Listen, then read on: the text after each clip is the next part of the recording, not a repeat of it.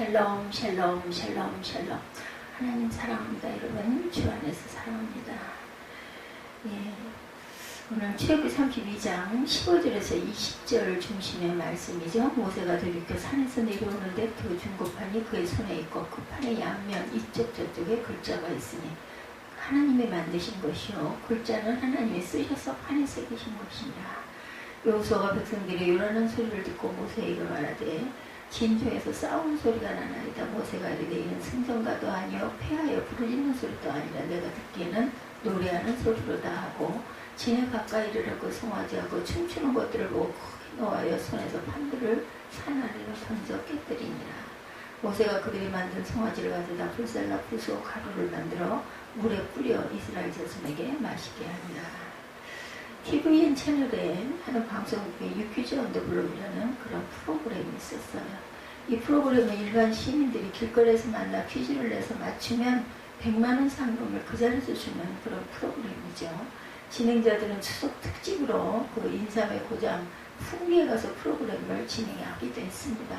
거기서 만난 사람들 가운데 참기름집을 운영하는 부부가 잔잔한 감동을 사람들에게 안겨다 주는 그러한 이야기. 결혼한 지 37년이 된 부부는 산전수전을 겪으면서 20년 동안 기름집을 운영하고 있는데 아내인 그 기양 씨에게 내 인생의 풍년 흉년은 언제였습니까? 라고 묻습니다. 기양 씨는 이렇게 대답합니다. 풍년은 뭐 거의 없는 것 같아요. 한 3년 너무 힘들었었어요. 죽고 싶어가지고 큰아이가 조금 아파서 희귀성이라는 병을 앓다 보니 15살부터 진행이 됐대요. 그것도 몰랐어요. 엄마 아빠가 너무 바쁘게 살아가지고 그 죄책감으로 견딜 수가 없었어요. 초등학교 가서긴데 운동장 한복판에 가서 밤에 수건으로 입을 막고 1시간 2시간 울고 하나님 울다 돌아오곤 했어요. 너무나 기가 막혔겠죠. 오죽했으면 한밤중에 학교 운동장 한복판에서 수건으로 입을 막고 오열을 했겠는가. 희양씨는 마지막으로 이렇게 말을 합니다. 그래도 지금은 많이 나아서 괜찮아졌고 중환병이 아니니까 걱정하지 말라고 지금은 건강하세요. 인사해요. 부자도 필요 없고 예쁜 것도 필요 없고 다 필요 없고 맞아요. 몸이 불편해 보면 그것처럼 귀한 게 없는데 몸이 건강할 때는 그 생각을 별로 못해요. 주변에서 그런 말을 해도 뭐 알면서도 그냥 뭐 또 제가 그 얘기를 요즘에도 그저 며칠 이틀 2-3일 전에 어떤 그 저녁반에 오는 분들인데 직장들이 같은지 보면은 같이 와가지고 뭐 운동을 하는 게 아니라 어제는 이제 눈이 시야가 가서 이렇게 봤더니 거기 걷는 레인에서 둘이 걸으면서 막 얘기를 하는 거야. 그 모습도 나쁘지 않더라고요. 그렇게 해서 속에 있는 거 풀고 뭐 대화할 시간이 없잖아. 너무 바쁘니까. 그리고 씻으면서도 얘기하고 닦으면서도 얘기하고 물속에서도 얘기하고 그냥 운동이 아니라 휴식 시간인 것 같은. 그래도 그 시원한 데 들어가가지고 슬슬 걸어다니면서 둘이. 근데 정말 이상한 건 어째 그래 친구들은 거꾸로냐고. 하나는 삐쩍 마르고 하나는 이렇게 살이 찌고 그렇게 해가지고 다니는데 그래 뚱뚱한 그 친구를 보면서 어떻게 보면 위로를 느낄 거고 뚱뚱한 친구는 또 뚱뚱한 친구대로 날씬한 친구를 보면서 아니 나도 좀 저렇게 날씬해져야지 하는 그런 소망도 좀 품겠구나. 그분들이 저를 보고 아니 어떻게 그렇게 수영을 끊임없이 하느냐고 궁금해하면서 말을 붙여서 얘기를 하다가 제가 그 얘기를 했어요. 건강이 제일이라고. 약 먹어서 약 한 번 먹으니까 좀 낫고 하니까 그냥 또 괜찮으려냐고 또 똑같은 생활도 하게 되고 하면 안 되는 굽 높은 신발 신고 많이 걷고 오래 서 있고 그거 하면 안 된다고 그렇게 병원에 한 번 갔더니 그 얘기하고 절대로 무거운 거 들지 말고 그 신발도 낮은 거 신고 그런 얘기를 했는데도 맞아 그렇게 해야 맞지 하면서도 그냥 한두 번 먹으면 괜찮아지니까 또 그렇게 생활하고 그래서 주변에 그런 내가 만약에 나 같은 사람이 한 사람만 있었더라도 가까이 그랬으면 아마 이게 좀 더 나아졌을 건데 이렇게 몸이 이렇게 되고 나니까 정말 건강이 얼마나 소중한지 모른다. 그걸 스스로가 깨달아져야 깨달는 거죠. 그 정말 바보의 바보. 제가 생각할 때 건강한 몸 주셨는데 몸이 이렇게 됐어요. 그래서 이분도 이 어머니 기양씨라는 분도 건강하세요가 인사. 어차피 한번 태어나서 한번 죽죠. 그 사는 날 동안 그냥 건강하게 정직하게 욕심 부리지 말고 너무 많은 거 가지려 하지 말고 그렇게 살다가 그렇게 어차피 가잖아요. 어찌됐든 가요. 그죠? 기름집을 운영하는 두 부부의 삶이 서민들의 삶을 잘 대변해 준다라는 그런 생각이 들었습니다. 서민들의 삶만 그렇겠습니까?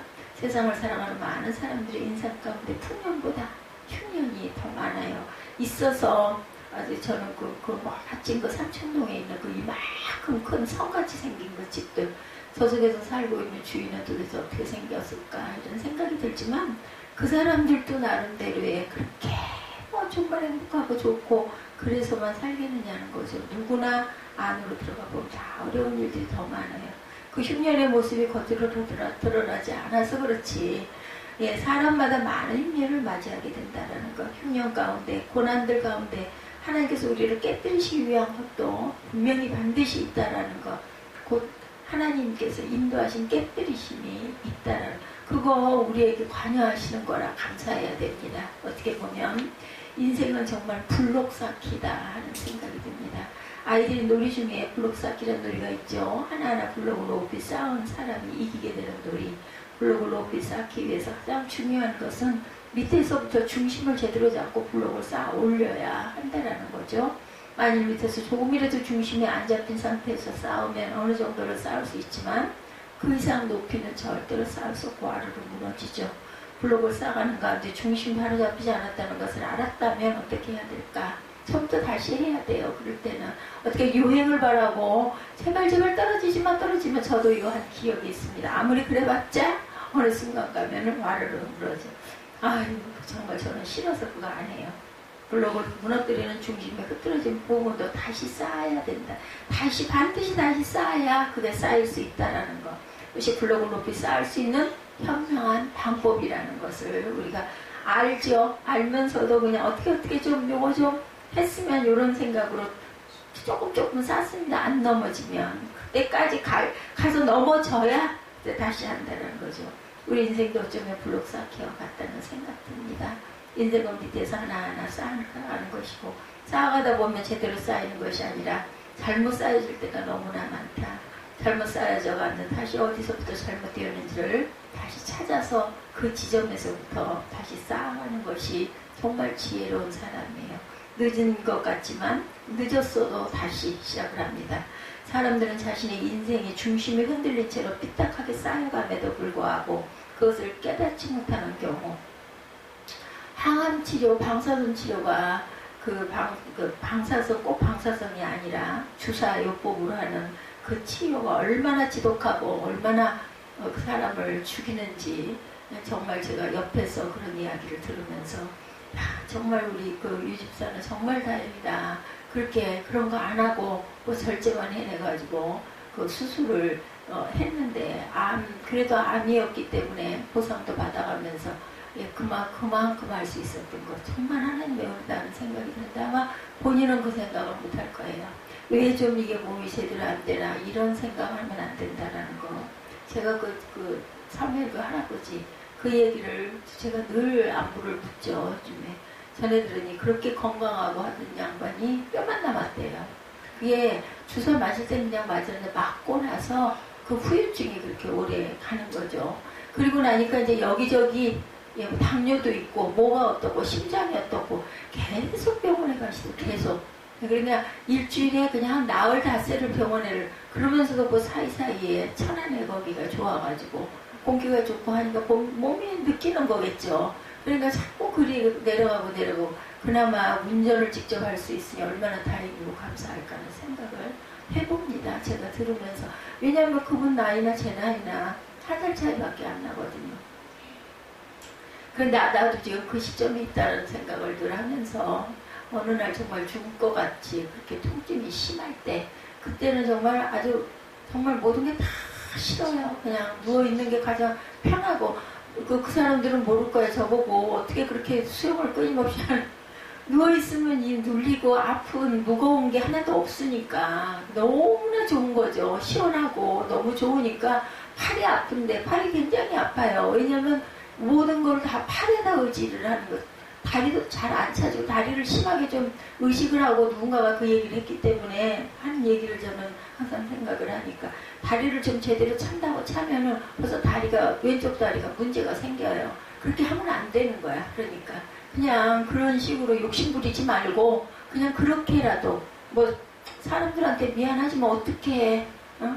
어떻게 하냐고 여기저기 피해 다니면서 좀 사람들이 거칠고 심하게 빠르게 아 내가 방해가 되는구나 라고 느껴지면 얼른 저는 거기를 떠납니다. 지금도 그 여인네는 딱 무조건 들어오기만 하면은 그 발판 가지고 더 심해졌더라고요. 요즘에 제가 이제 거기를 정말 관여를 안 하고 딱 모습 보였다 하면 옆으로 제가 옮겨가거든요. 옆에 사람이 있거나 말거나 일단은 옮겨갑니다. 왜냐면 그런 사람은 아무도 없으니까 그분처럼 그렇게 막 발을 물장구를 그렇게 앞에서 심하게 안 가고 나는 가고 있는데 안 가니까 귀에 소리가 그냥 정말 감사한 거죠. 하나님이 귀를 귀마개를 했는데도 들려요. 얼마나 심하게 차는지 점점 가까이로 들리면 아 이분 안 가고 그 자리에서 차고 있구나. 끝까지 가서 대개는 발차기를 하잖아. 붙잡고. 근데 그 사람은 이 판을 잡고 거기쯤에서 중간쯤에서 그 발차기를 해야 되니까 사람이 갈 수가 없어요.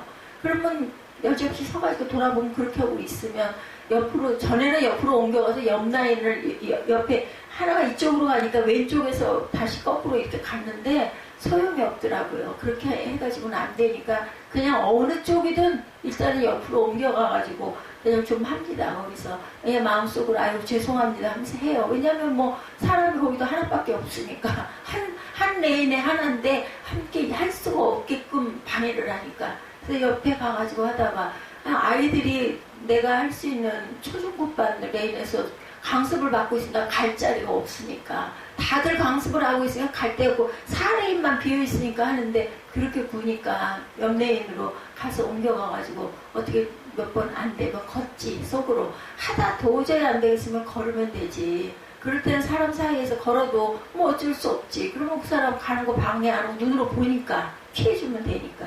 그러다가 다행히 그 아이들이 그 수업이 끝났더라고요. 그래서 그냥 제가 이제 그 2, 3레인으로 거기는 자유수영 레인이 딱 하나야. 강습이 시작되면 자유수영 레인은 2레인 하나밖에 없으니까 거기는 그냥 자유수영 레인이고 초중반이니까 누가 뭐라고 할 사람이 없으니까 거기 가가지고 수영 끝내고 그렇게 왔어요. 그래서 참 속으로 이쁘지가 않죠. 미워하면 안 되지만 밉다는 것보다는 어떻게 사람이 저럴까.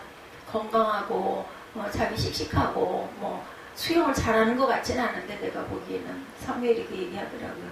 수영 잘하는 사람은 발차기 그렇게 안 해. 아마 뭐 특별히 그 훈련하는 그런 게 있거나 아니 그러면 강습반 사람들이 거의 다 그래야 되는데 보면 초급에 있는 사람들이 발차기를 그렇게 열심히 발차기를 시키나 봐.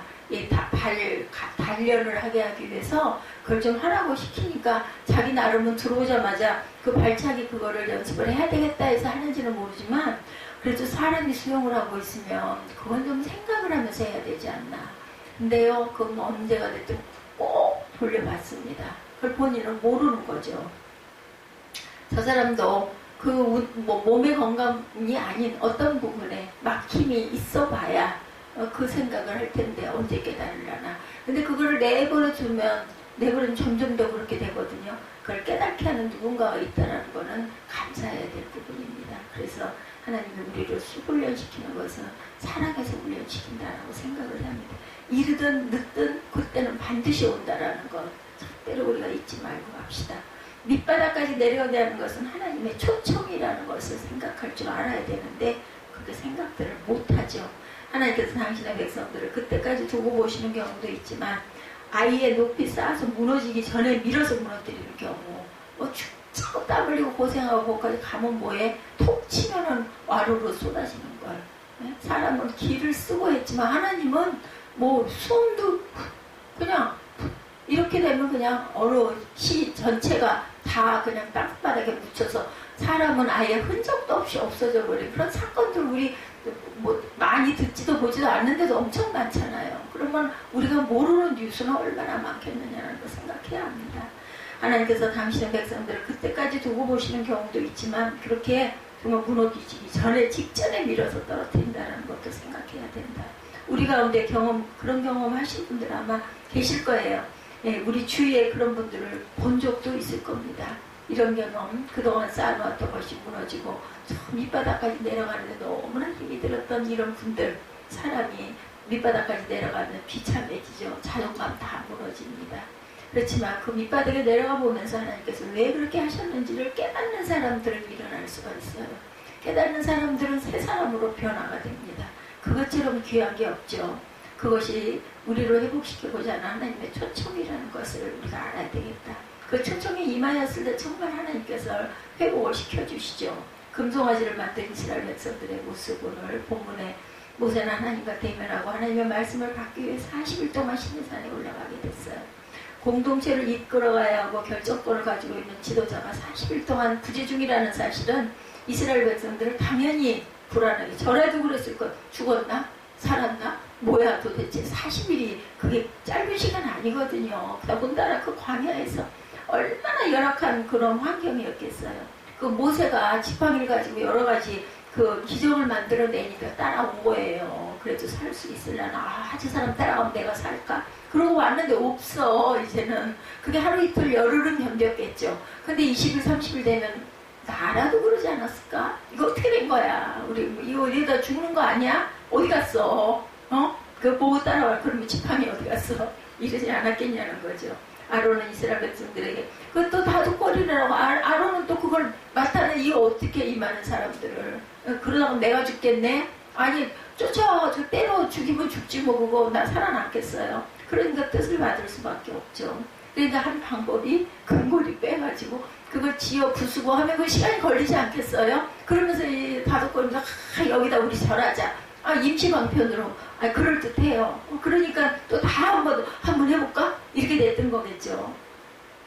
근거리를 여기 송아지 형상 만들었는데 너무나 멋있잖아요. 그죠? 예, 애국 땅에서 인도에는 신이라고 하면서 환호성을 지릅니다. 정말 지금 우리가 딱 이 얘기 들으면 어때요? 어머, 정말 무지하고 바보 천치 뭐 거기다가 절을 하냐? 짝이 없네 이 생각 하겠죠. 아론은 그 금송아지 신상 앞에 제단을 쌓고 이스라엘 백성들은 다음날 번제와 화목제를 또 이거 만들고 화목제 드리고 나니까 먹을 게 생겼어. 먹고 또 뛰놀고 춤추고 해요.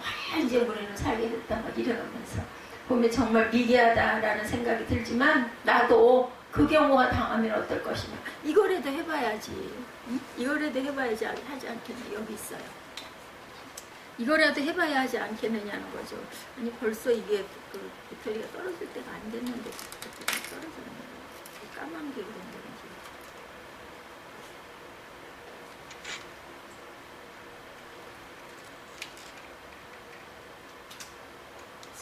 세 배터리 됐더니 저기다 갖다 끼웠나봐. 하나 둘 할렐루야. 예. 아론은 이스라엘 백성들에게 아내와 자녀의 귀에 걸고 있는 금고를 빼어가지고 오라고 그러죠. 그래서 그걸 가지고 먹고 마시고 뛰놉니다. 그 순간이 지나간 거예요. 죽이려고 하고 난리를 치고 정말 반란이 일어나게 생겼으니까 그렇게 해서 일단 잠을 재우죠. 뛰논다는 것은 아주 그 타락한 그 성적인 그런 면들. 이스라엘 백성들은 금송아지 앞에서 이방 사람들이 행하는 의식을 그대로 행하고 있는 거죠. 모세에게 솔깃한 제안을 하시는 하나님입니다. 하나님께서 이스라엘 백성들의 이 모습을 보고 화가 나셨어요. 화가 나시는 것은 당연하겠죠. 얼마 전에 이스라엘 백성들은 하나님의 백성으로서 하나님의 말씀을 온전히 따르겠다고 언약을 했어요. 지금은 그것을 잊어버리고 금송아지를 만들어서 하나님이라고 하면서 난리를 치고 있으니 얼마나 기가 막히고 배신감이 얼마나 드셨겠는가. 우리 인간적인 생각으로 봤을 때 하나님께서 모세에게 산을 내려가라고 하시면서 이스라엘 백성들 목이 뻣뻣한 백성이기 때문에 그냥 두어서는 안 되겠다.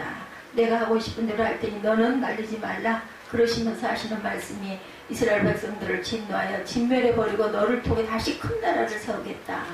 하나님의 이 제안을 어떻게 보면 모세에게는 어떤 솔깃한 나를 통해서 아마 너를 인정해 주겠다니 얼마나 좋아요. 어깨가 으쓱으쓱하지 않겠습니까? 어저께 바울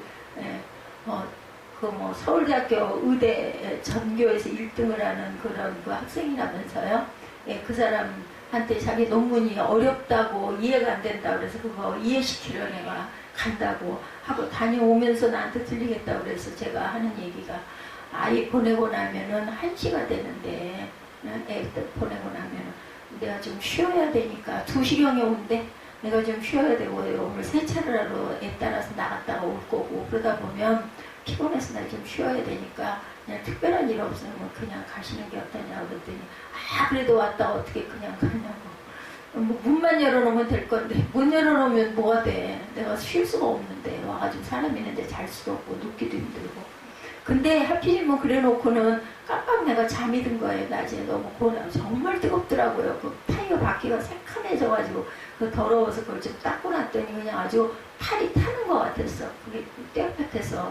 그리고 아이한테 그 공기를 좀 주입을 해달라고 그 공기 넣는 게 있어요. 예, 그래서 좀 어째 타이어가 좀 이상한 것 같으니까 니 좀 그거 좀 해줄래 했더니 그거를 몇 회다 놓고 해야 돼. 나도 모르지 상식이 없어서. 다른 차에 계시는 분한테 죄송하다고 그러고 이게 도대체 어떻게 맞춰야 되는 겁니까? 하니까 오셔가지고 알려줘. 근데 휴대폰 보고 그걸 찾아가지고 적당히 그걸 조정을 해서 비슷하게 맞는 것 같더라고요. 그래서 그렇게 하고 돌아오고 나니 얼마나 몸이 고네. 뜨겁기는 하고. 근데 그런 거를 생각을 못해. 그러면서 벌써 삐졌어. 또 카톡 관계. 별 볼 일 없으니까 그냥 무시하는 거지 하고 그러면서 간다고. 그래서 나중에 안 되겠어서 제가 잠깐 잤습니다. 그 시간에 아마 1시 좀 넘어서 누운 것 같은데 그러다 보니까 깜빡 자서 그래서 몰랐다라고 했더니 나중에 한다는 소리가 전교에서 1등을 하는 사람도 내 논문을 보고 그뭐 논문 글쎄 소논문도 논문은 논문일 테니까 어려워서 이해가 안 된다 그래서 내가 가서 가르쳐주고 와요. 완전 똑같은 얘기예요. 다시 이거 개혁을 해야 되겠다고 새롭게 해야 되겠다고. 근데 모세가 만약에 이런 자세였으면 어땠을까 하는 생각이 제가 들더라고요. 참 주변 사람들이 이 사람 주변에 그 소수의 몇 명이 물론 그것도 어떻게 보면 대단할 수도 있겠지만 대단하다 여겨주는 몇 사람 때문에 사람 하나 버리네 이런 생각이 제가 들고 왜 무조건 어려워야 그게 대단한 논문이라고 생각을 할까. 쉬어서 많은 사람들이 공감을 하고 진짜 정말 좋아 이런 생각이 들게끔 쓰는 게 그게 정말 실력은 아니겠는가 이런 생각이 안타까운 마음이 들었습니다. 의분을 모세가 일으키고 있어요. 사람 마음 안에 이게 다 있죠. 하나님의 진노를 거둬달라고 기도했던 모세는 시내산으로 내려가서 급하게 저는 정말 그 하나님이 써주신 그 십계명 판을 왜 던져서 깨뜨릴까 그게 너무너무 안타까워요. 저는 성에 여기 볼 때마다 그 생각 아니 왜 하나님 기가 막힌 하나님이 친히 써주신 거를 왜 화가 난다고 떨어뜨려서 깨뜨려 버리냐고요. 모세 혼나야 되지 않나요? 이런 부분은. 근데 그 부분에 대한 이야기는 성경이 없어요. 하나님께 말씀을 드릴 때는 그렇게 실감이 나지 않았는데 산에서 내려와서 백성들의 모습을 보니까 정말 어떻게 할 수가 없이 화가 났던 거죠. 모세의 분노는 자신의 감정에 의한 분노가 아니었습니다. 의분이죠. 근데 이 의분도 이러면 안 되는 거예요. 이것마저도 우리는 자제를 좀 할 줄 알아야 되는데 잘 안 되죠. 이스라엘 백성들이 불의를 행하는 것을 보고 하나님 마음에 의분이 똑같이 일어납니다. 두 가지 행동을 하죠. 하나님께로 받은 십계명에 쓰인 두 돌판을 던져서 깨뜨리는 것. 제가 제일 이 부분 이해가 안 되는 부분. 둘째, 그들이 만든 금송아지 형상으로 불살라 부수어서 가루를 만들어 물에 뿌리고 이스라엘 자손들이 마시게 하는 것. 그 금을 잘 모아놨다 나중에 팔아서 써야지 왜 그걸 마시게 하냐고 왜 가루 뿌리냐고. 더럽다고 뿌렸을까요? 부정한 거라고. 여기서 금송아지를 가루로 만들어 금가루를 백성에게 마시게 한 것은 이 물이 백성들에게 저주가 되게 하는 쓴물이 됨을 의미하는 겁니다. 그걸 너희들이 먹었어. 그 짓을 하고 있어. 너희들이 잘못된 거야. 변질된 거야. 이 의미를 나타낸 것이다. 민수기 5장에 외간 남자가 부정한 행위를 한 것으로 의심받은 여인은 조사를 받고 난 다음에 그 진위를 확인하기 위해서 저주의 물을 마시도록 하는 그러한 그 의식이 있다고 합니다. 이스라엘 역시 지금 그의 신랑 되신 하나님께 부정을 저질렀기 때문에 이 물은 바로 저주의 물의 성격을 지니는 것. 그것을 네가 했으니 네가 마셔서 없애라 이런 뜻이라는 거죠. 이는 자신의 지은 죄에 대해서 반드시 스스로 죄값을 담당하게 된다는 사실을 상징적으로 교훈해 주는 내용이다. 모세가 언약판을 깨뜨려버린 이유 우리가 여기서 생각해 보아야 할 건 모세가 왜 하나님의 언약판을 깨뜨려 버렸던 것일까? 이 언약판은 누가 하나님께서 직접 만드셔서 하사하신 것이에요. 그죠? 얼마나 귀한 겁니까? 그 판은 하나님이 만드신 것이요. 글자는 하나님이 쓰셔서 판에 새기신 것이라고 출애굽기 15장 16절에 딱 못 박혀 나와 있어요. 우리가 생각한 게 아니에요. 추정한 것들도 많거든요. 근데 이 판은 하나님이 만드셨고 하나님의 글자도 친히 쓰셔서 판에 새기신 것이라 그 사실을 분명히 알았음에도 불구하고 그냥 던져서 깨뜨립니다. 우리가 생각하기에 친히 쓰신 돌판을 감히 어떻게 저럴 수가 있어? 저 같은 생각을 하게 되죠. 예, 여러분이라면 그럴 자신 있으십니까? 저는 그럴 자신 없어요. 그 돌판을 내려오고 다른 돌을 들어서 던지든지 하는데 그렇게 하지 않은 거죠. 모세는 가차없이 하나님께서 직접 만들어주시고 친필로 써주신 돌판을 던져서 깨뜨리고 있습니다. 이렇게 한 것은 너무 화가 나서 감정을 주체할 수 없어서 그랬을까? 물론 모세가 화가 난 건 사실이지만 모세가 일부러 그렇게 했다라는 생각 해봅니다.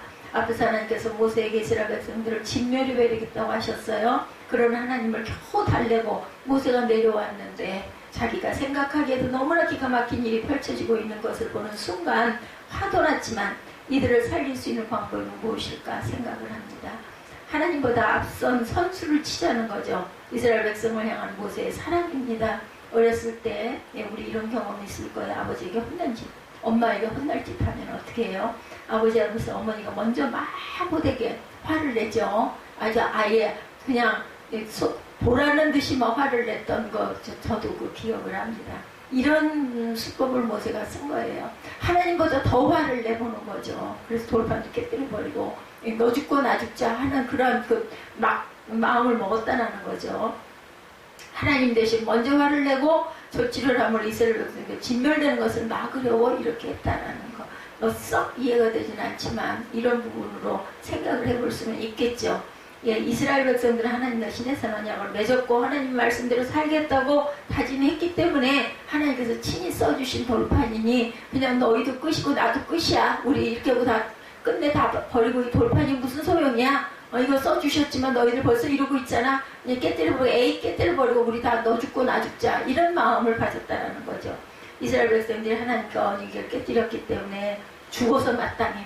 그런 측면에서 모세가 하나님의 언약판을 깨뜨려버렸다는 것은 하나님 앞에 가서 다시 한번 긍휼하심을 구하기 위함이었다는 거죠. 모세도 이 모든 일을 어느 정도 수습한 이후에 다시 하나님 앞에 나가서 기도합니다. 슬프도소이다. 출애굽기 32장 31절에 이렇게 말씀하고 있죠. 슬프도소이다. 이 백성이 자기를 위하여 금신을 만들어 싸우니 큰 죄를 범하였나이다. 그러나 이제 그들의 죄를 사하여시옵소서. 그렇지 아니하면 원하건대 주께서 기록하신 책에서 내 이름을 지워주시옵소서. 아주 이판사판이에요. 이판사판. 그렇게 가서 때를 쓰는 거죠. 31절에 모세는 지금 하나님께서는 지옥 가도 좋겠사오니 이스라엘 백성들의 죄를 용서하시고 살려달라고 저 사람들은 살려놔 주십시오 하고 얘기합니다. 하나님이 그럼 네가 대신 죽어라 하고 죽이시겠어요? 그럼 어떻게 어쩔 수가 없죠. 왜냐하면 그릇으로 쓰려고 모세를 그렇게 해서 40년 동안 광야에서 그 고생을 하게 했는데 때를 기다리셨는데 하나님의 40년은 우리의 40년하고 너무나 다르긴 하지만 1000년이 하루 같은 양반인데 안 그러겠어요. 예, 지옥 가도 좋습니다 인 거예요. 하나님께서 이스라엘 백성들을 진멸하지 않으시죠. 하나님의 증거판을 다시 모세에게 주시는 것을 볼 수 있습니다. 모세는 하나님께서 친히 써주신 언약판을 깨뜨리면서까지 이스라엘 백성들의 죄를 깨닫게 하고 그들을 하나님과 관계 회복을 시키고자 한 지도자. 대단하죠. 자기 몸을 완전히 던진 거. 이런 사람은 정말 귀하죠. 이런 사람 나기가 한 세대에 하나도 나기가 힘듭니다. 하나님께서 모세를 좋아하신 이유가 바로 여기 있습니다. 내 몸을 던져서 그걸 하려고 하는 그런 마음을 가지면 못할 게 없죠. 깨뜨리시면 회복시키기 위함이라는 거. 모세가 일부러 우리를 깨뜨리시고 우리를 회복시키기 위해 깨뜨리셨다는 것을 깨뜨림을 당하면 아프지요. 힘이 듭니다. 죽을 것 같아요. 그런데 죽지는 않아요. 그죠? 그 넘어가게 한다는 거. 아담과 하와는 선악과를 따먹음으로 인해 에덴 동산에 추방을 당합니다. 아담과 하와가 에덴 동산에 추방을 당한 것은 인간의 입장에서 보면 정말 비극의 출발과 같은 생각이 들지만 회복의 가능성을 제시하신 하나님의 배려라는 겁니다. 그들을 깨뜨림으로 인해서 다시 회복할 수 있는 길을 열어놓으신 것이죠. 야곱의 눈물도 있죠. 하나님께서 야곱 가까이서 야곱을 깨뜨리십니다. 형 에서가 400의 군사를 이끌고 자기를 맞이하러 온다는 이야기를 듣고 잠을 이룰 수가 없어요. 어쩌면 나를 죽이러 오는 걸지도 몰라. 이런 불안이 왜 안 들었게? 왜냐면 자기가 하는 행동이 있으니까. 잔머리가 잘 돌아가는 야곱이 살 수 있는 방법을 나름대로 마련해 놓았지만 두렵죠. 겁이 납니다.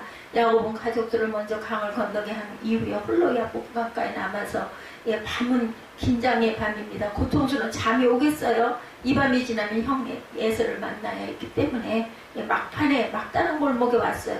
이 밤에 야곱은 지나온 자신의 삶을 돌아봅니다.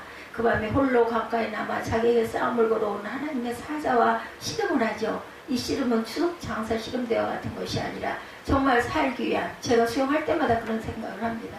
정말 때로는 늘상 그래요. 늘상 가면서 요즘에는 가가지고 30바퀴만 돌고 와야지. 아니면 그냥 조금만 물에 가서 시원하게 몸을 씻어야 되니까 몸을 안 씻으면 요즘에는 몸이 따가워서 못 견뎌요. 정말 힘들었어요. 토요일날 수영을 안 가는 바람에. 몸이 따가워서 여기서 씻어도 아무 소용이 없더라고요. 그 수영장 물에서 1시간 담가서 그렇게 하고 온 거랑 어떻게 갔겠어요. 몸이 약간 어른 기운이 있어갖고 오니까 어제도 여기 앉아가지고 저걸 안 틀고 선풍기만 틀어대고 하는데 나중에 도저히 안 되겠어가지고 게다가 자꾸 한글이 꺼져요. 한글이 계속 끊어져. 이것만 하고 빨리 이거 좀 뽑아놓고 프린팅 뽑아놓고 그냥 좀 누워야지. 간절한데 오자마자 걸고 널고 한 30분 이후부터 앉아가지고 1시간을 걸고 있는데 두 번째 꺼지니까 도저히 이거는 안 돼. 다리는 저려가지고 그냥 감각도 없고 그래가지고 그냥 꺼버렸어요. 일어나서 저걸 좀 어떻게 해서 이 리모컨을 붙잡으러 와야 되는데 여기서 여기를 오기를 다리가 저려서 그걸 가지러 갈 수가 없는 거야. 참 어저께밤에 그랬습니다. 이제서야 뭐 후회하면 무슨 소용이 있겠어요. 그러니까 당신들은 건강을 위해서 아니면 그 레저로 뭐 누구는 그죠? 그 강습을 받아야 신이라서 한다 그러지만 나는 생명을 걸었어. 이게 꼭 좋아서 하겠어? 속으로 그런 생각을 합니다. 이게 꼭 좋아서 내가 하겠는가? 옆 사람들 눈치를 보면서도 꿋꿋하게 하는 건 내가 살아야 되기 때문에 그 자매들이 물어볼 때 제가 그랬어요. 이거 안 하면은 제가 살 수가 없기 때문에 수영을 한다고. 수영을 안 하고 난 나는 몸이 너무너무 다르기 때문에 이제는 아예 느껴져요. 전에는 수영하니까 좋으니까 좀 좋지였는데 이제는 안 하면 죽을 것 같기 때문에 하는데 저 사람들이 그걸 알겠나. 어떤 남자분 하나가 딱한 이거 나 꼴이 나는 지점에 버티고 서가지고 운동을 안 하고 옆 사람들하고 얘기하고 서 있으면서 하나가 버티고 있는데 제가 거꾸로 가니까 이 사람이 있는지 그 사이에 딴 데로 갔는지 뭐 움직이고 있는지 어떻게 압니까? 그랬더니 내 머리가 거기 오면 손가락으로 꼭 미는 거예요. 항상. 그래가지고 그 한 3번째쯤 그냥 옆으로 가가지고 하고 하다가 나중에는 제가 이제는 방법을 하나 배운 거죠. 정말 말도 하기 싫고 하지만 웃는 얼굴을 하고 아유 죄송하다고. 제가 이게 장애가 있어가지고 수술을 해서 엎드리면 안 좋고 안 되기 때문에 엎드리지를 못해서 제가 자꾸 이렇게 하는데 정말 죄송합니다 라고 얘기를 했더니 아이 뭐 그냥 다치실까봐 자기는 옆으로 비켜줘야 되는 거거든요. 원래가 수영장 안에서 자기가 그렇고 이틀에도 누가 들어오고 있으면 대개 사람들은 한 발만 옆으로 비켜주면 더군다나 남자끼리도 아니고 여자끼리도 아니고 이성인데 그러고 들어오고 있고 하면 안 보일 거 배영이니까 안 보일 거 뻔하면 살짝 옆으로 좀 비켜주면 얼마나 좋아. 그럼 다시 턴에서 나가는데 그래서 3번 지난 4번째 그 얘기를 했더니 뭐 저쩌고 하더니 거기가 그래도 계속 그렇게 하고 있더라고. 그러니까 난 그 앞에 가면은 끝까지 못 가고 그냥 서가지고 옆으로 가서 옮겨서 하고 옮겨서 아주 맥이 끊기고 안 좋죠. 그래서 그 인사를 하고 났더니 한 4번쯤 왔다 갔다 할 때쯤 되니까 뭐 옆 사람들은 또 어쩌고 하더니 나가더라고요. 그래서 어이구 그래 나가줘서 고맙다. 그러고 제가 했어요. 어떻게 거기 있을 줄 알고 서서 보면 또 없어. 없으면 뭐야 나 괜히 섰잖아. 이런 불편 이걸 깨달지를 못한다는 거죠. 천사가 겨루어 이기고 울며 그에게 간구했다. 호세아 12장 4절에 보면 이렇게 나와 있습니다. 야곱은 지금 천사가 겨루고 이기고 울고 있다고 이겼는데 왜 울어요? 야곱의 눈물은 승리의 간격 때문에 운 게 아니죠. 밤새도록 싸우고 났더니 너무 힘들어서 눈물이 납니다. 하나님 앞에서 무너지는 자신의 고백이죠. 이 눈물은 상대방이 누구인지를 알고 터져나오는 한국과 감격의 눈물. 지금까지 야곱은 절대 울지 않는 사람이었는데 남의 것을 자신의 것으로 빼앗는 한이 있어도 빼앗기지 않던 사람이었는데 야곱은 지금 자신을 깨뜨리시는 하나님 앞에 감동으로 울고 있습니다. 근데 이 눈물이 계속돼야 되는데 순간 그러고 나면 또 돌아가. 본인의 속성이 있어가지고 울 뿐 아니라 이제 간구하고 기도합니다. 하나님께서 우리를 깨뜨리실 때 눈물로 하나님 앞에 나아가야 된다는 거. 깨뜨리는데도 불구하고 여전히 버티고 서 있으면 안 돼. 네가 이기나 내가 이기나 어디 한번 해보자. 제가 계속해서 아마 그랬더라면 그 사람은 그때 안 갔을 거예요. 어저께 그냥 웃는 얼굴로 하고 아이고 죄송하다. 거꾸로 내가 죄송하다고 내 속으로 처음엔 그랬어요. 그거 예의도 없냐. 옆으로 좀 가면 되지. 매너도 없냐. 근데 나중에 안 되겠더라고요. 이런 것도 배우는 거예요. 일단은 나를 가라앉히고 웃는 얼굴을 하고 아이고 죄송하다고. 오히려 거꾸로 인사를 하면 그 사람도 양심은 있겠죠. 수영하는 사람 그거 모르겠어요. 처음 들어온 초신자도 아니고 그 초보도 아니고. 여자들의 민낯을 보고 많은 남자들이 놀란다고 그러죠. 예, 뭐 변장을 했다고 한다죠. 언제가 결혼 전에 결혼 후에도 남편에게 민낯을 한 번도 보이지 않고 살아가는 여자분, 그분은 남편에 대한 예의를 지키고 남편에게 아름다운 모습만 보여주고 싶어서 그렇게 하신다고. 그러나 부부는 민낯을 그대로 인정할 수 있어야 되죠. 어떻게 화장한 얼굴을 항상 보일 수가 있겠느냐는 거죠. 민낯이라는 단어는 잘 알려지지 않았던 불의한 어떤 위로 밝혀졌을 때도 쓰이는 단어입니다. 하나님께서 우리를 깨뜨리시는 것은 우리의 민낯을 보라는 의미예요. 우리의 실체를 보라. 네 잘못된 부분을, 네 부족한 부분을 더 인정하고 깨닫고 봐라. 이런 이야기입니다. 사람들은 가면을 쓰고 살아갈 때가 너무나 많죠. 우리가 때로 가면을 써야 할 때도 있어요. 문제는 많은 사람들이 가면이 진짜 자신의 모습으로 착각하고 살아간다는 거죠. 하나님께서는 우리를 깨뜨리심으로 민낯을 스스로가 보고 인정하게 하십니다. 우리의 민낯을 보고 있는 모습 그대로 하나님 앞에 나아갈 줄 알아야 되겠다. 민낯을 보여주는 것은 우리에게 창피를 주기 위한 것이 아니라 우리를 회복시키기 위한 초청이라는 것. 진정한 나의 모습을 보고 다시 하나님 앞에 서게 하기 위해서 깨뜨리심은 우리를 향한 하나님의 사랑이라는 것을 잊지 않는 저와 여러분들이 되시기 바랍니다. 나는 그에게 아버지가 되고 그는 내게 아들이 되리니 그가 만일 죄를 보면 내가 사람의 매와 인생의 채찍으로 징계하려니와. 사무엘하 7장 14절입니다. 하나님께서는 다윗의 후손들이 죄를 범하면 내가 매와 채찍으로 때리시더라도 바른 길을 가게 하시겠다고. 요즘에 어때요? 체벌이 없어지고 나니까 청소년들이 어떻든가요? 세상에 가장 큰 불행이 그 악한 일을 하고도 세상적으로 잘 되는 것, 부당한 방법으로 이기는 것입니다. 그러면 그게 잘 되는 건 줄 알고 계속 그렇게 하면 결국은 이 사람은 번져지지가, 뭐 세상에서 글쎄요 잠깐 잘 살 수는 있겠지만 이 사람이 영생의 반열에 절대 당연히 못 들어가죠. 완전히 사망입니다. 비록 몸이 아파도 누군가를 위해 기도하며 하나님의 뜻을 쫓아가는 것이 더 나은 인생이라는 것을 우리가 잊지 말아야 되겠죠. 깨뜨리면 일상 속에서 일어납니다. 하나님께서 우리를 깨뜨리신다고 생각하면 대단히 큰 부분만을 생각할 때가 많지만 우리는 작은 부분도 생각할 줄 알아야 된다는 것. 깨뜨리시면 우리의 일상 가운데 일어나는 일, 하나님께서는 일상 가운데 우리를 깨뜨리실 때 그것을 잘 알아차리고 받아들이고 순종하면 큰 깨뜨림을 안 당할 수 있다는 거죠. 이런 시가 있네요. 오만한데 한글이 다 숨었는 걸 80 넘어 알았다. 늦게 할머니가 시인이 되셨어요. 나 톰이 괴미 속에 기억 부침개 접시에 이응 달아놓은 곶감에 히읗 제마물이 숨어봐라. 인자는 다 보인다. 한글을 그 늦은 나이에 터득을 하시고 이렇게 재미있는 글을 쓰신 거예요. 이 시는 80세 넘어 글을 배우신 정을 쓴 할머니가 지은 시입니다. 네, 오만한데 한글이 숨었다는 것 80이 넘어 알았다. 나 톰이 괴미 속에 기억 부침개 접시에 이응 달아놓은 곶감에 히읗 그런 모습이라는 거죠. 정말 이제는 다 보인다라는 글자. 이제 깨닫고 얼마나 좋았고 얼마나 은혜가 있으면 이런 그 시를 썼겠습니까? 세월 끝에 글을 배우고 주변을 바라보는 할머니께서 한글에 둘러싸여 살아왔음을 깨닫게 됩니다. 그 감동과 기쁨을 절묘한 시로 표현했어요. 국가평생교육진흥원에서 실시한 대한민국 국민투표에서 최우수상을 받으셨다고 하네요. 할머니는 한글을 배움으로 일상에 숨겨두신 한글을 찾아내는 숨바꼭질의 재미를 맛보면서 얼마나 기쁘게 살아가실까요? 하나님도 우리가 살아가는 일상의 삶 가운데 우리의 민낯을 볼 수 있도록 많은 보물들을 숨겨놓으셨다라는 것. 그것이 하나님의 말씀일 수도 있고 글귀일 수도 있고 하나의 사건일 수도 있고 누구의 말 한마디일 수도 있다라는 것을 잊지 맙시다. 어떤 페이스북에서 생명의 전화 빌딩에 쓰인 글귀라고 하면서 사진 하나가 올라왔는데 나는 신발이 없음을 한탄했는데 거리에서 발이 없는 사람을 만났다. 여러분 들으셔서 아시죠? 이 글귀는 저를 깨뜨리는 글귀였다라는 거죠. 불평하고 있는 저의 모습을 부끄럽게 하는 글귀입니다. 하나님께서 이렇게 일상의 수많은 것들을 통해서 우리의 생각을 깨뜨리셔요. 이렇게라도 수용할 수 있으니 하나님 감사하고 그런 얘기했어요. 예, 주차를 하고 수영장까지 들어올 수 있는 거리를 걷게 하심이 감사하고, 제가 이렇게 서서라도 말씀을 전가하고 전할 수 있게 해주시고, 아직은 귀가 들리고 눈이 보일 수 있게 해주신 것이 감사하고, 우리가 정말 건강했다면 제가 이런 거 이렇게 크게 감사할까요?